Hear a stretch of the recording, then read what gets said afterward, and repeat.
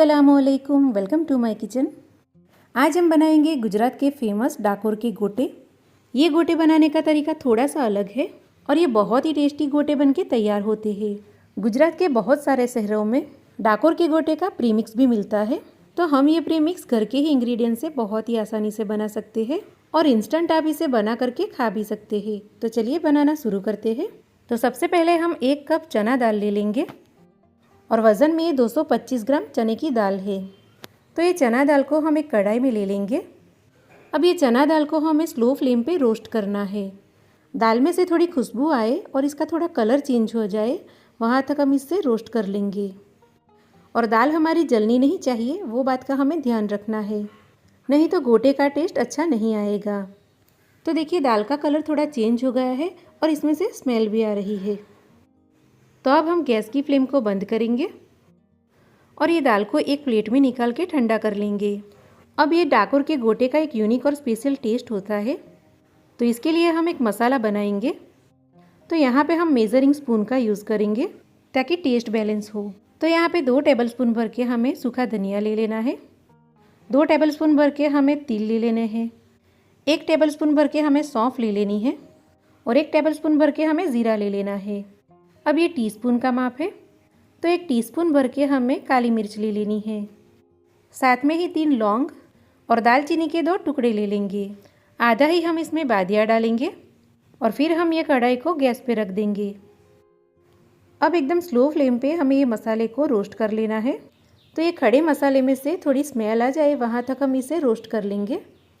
अगर इस तरीके से हम खड़े मसाले सेक करके लेते हैं तो मसाले हमारे बहुत ही अच्छे से दरदरे से पीसे जाते हैं और इसकी खुशबू भी गोटे में बहुत ही अच्छी आती है।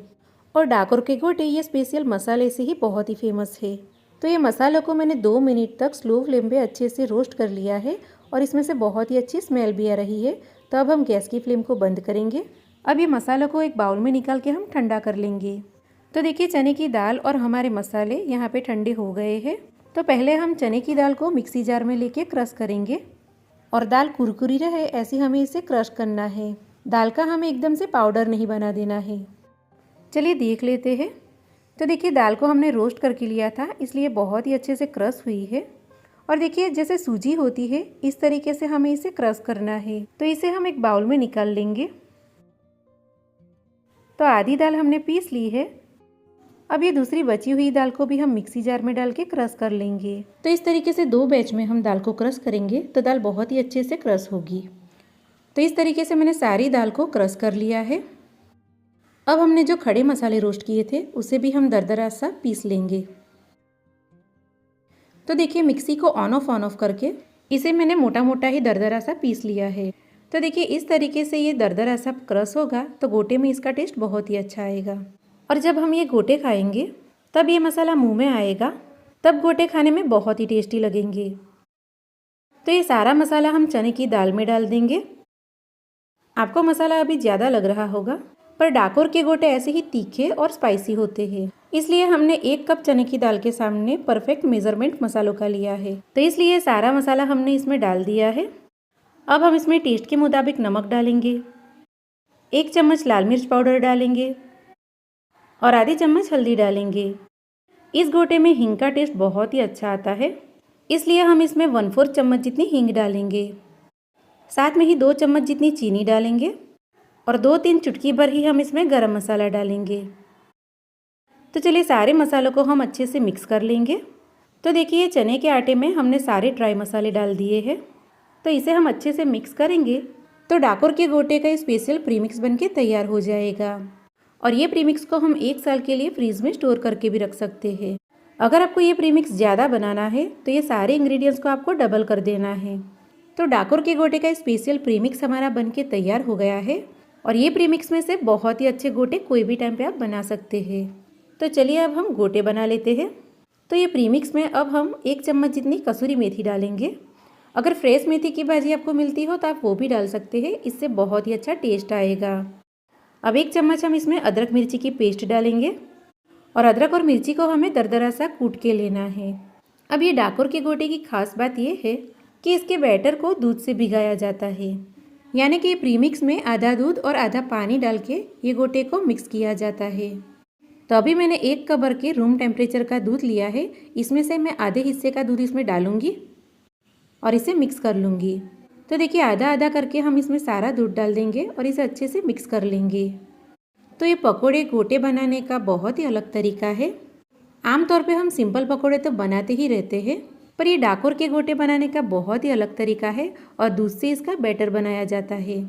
तो खट्टे, मीठे, तीखे और स्पाइसी ये गोटे बहुत ही टेस्टी लगते हैं। तो देखिए सारा दूध मैंने इसमें डाल दिया था और अभी हमारा ये आटा सख्त ही लग रहा है, तो इसे हम 10 मिनट का रेस्ट देंगे और बाद में इसमें हम पानी डालेंगे। तो 10 मिनट में ये कुरकुरा आटा भीग के फूल जाएगा। तो चलिए अब इसे ढक करके रेस्ट दे देते हैं और 10 मिनट के बाद हम इसे चेक कर लेंगे। तो देखिए बहुत ही अच्छे से आटा हमारा भीग करके फूल गया है और जो चने की दाल दरदरी सी थी वो भी भीग करके अच्छे से सॉफ्ट हो गई है। तो अब हम इसमें थोड़ा थोड़ा पानी डाल के कंसिस्टेंसी को सेट करेंगे। तो थोड़ा थोड़ा करके हम इसमें आधा कप जितना पानी ऐड करेंगे और अच्छे से गोटे बन पाए ऐसा हम इसका बैटर रेडी करेंगे। तो इस तरीके से इसमें 1 कप दूध और आधा कप पानी डाला गया है और बहुत ही अच्छे से इसका बैटर भी रेडी हो गया है।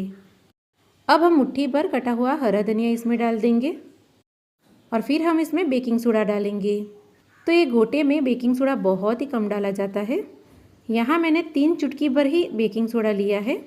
इससे ज़्यादा सोडा हमें नहीं लेना है क्योंकि हमने कुरकुरा आटा बनाया है, तो तेल में फ्राई होने के टाइम पे गोटे टूट सकते हैं। सोडा को एक्टिवेट करने के लिए हम इसमें 2 छोटी चम्मच जितना नींबू का रस डालेंगे और 1 चम्मच भर के हम इसमें गरम तेल डालेंगे। अब अच्छे से हम इसे मिक्स कर लेंगे। गरम तेल होने की वजह से पहले हम इसे चम्मच से ही मिक्स करेंगे और फिर हम हाथों से इसे अच्छे से मिक्स कर लेंगे। तो इस तरीके से गरम तेल डालने से हमारे गोटे अंदर से सॉफ्ट तो बनेंगे ही, पर ऊपर से बहुत ही अच्छे क्रिस्पी बनेंगे और खाने के टाइम पे ये गोटे हमें गले में चिपकेंगे नहीं। तो अच्छे से इसे हम 1 से 2 मिनट के लिए फेंट लेंगे। तो देखिए इस तरीके से हमारे गोटे का बैटर होना चाहिए। तो चलिए अब हम गोटे को फ्राई करेंगे। तो इसके लिए मैंने पहले से ही गरम तेल करने रख दिया था। अब तेल का टेम्परेचर बराबर से रखना बहुत ही ज़रूरी है। तेल अच्छे से गर्म हो जाए उसके बाद हमें गैस की फ्लेम को स्लो कर देना है और उसके बाद ही हम गोटे तेल में डालेंगे। तो इस तरीके से मीडियम साइज़ के गोटे हम तेल में डाल देंगे। अगर बहुत ज़्यादा गर्म तेल में आप गोटे डालेंगे तो ऊपर से गोटे हमारे डार्क ब्राउन कलर के हो जाएंगे, पर अंदर से ये कच्चे रहेंगे।